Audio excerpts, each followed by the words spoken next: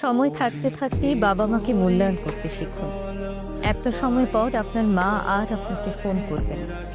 আজকে আপনি তার কথায় বিরক্ত হলেও একদিন মন থেকে চাইবেন, খুব করে চাইবেন, যদি মায়ের সাথে একটু কথা বলতে পারতাম, যদি মায়ের সাথে বসে একটু গল্প করতে পারতাম। একদিন কেউ আপনাকে বলবে না, তোর মুখটা এত শুকনো লাগছে কেন, খাওয়া দাওয়া করিস না ঠিক মতো।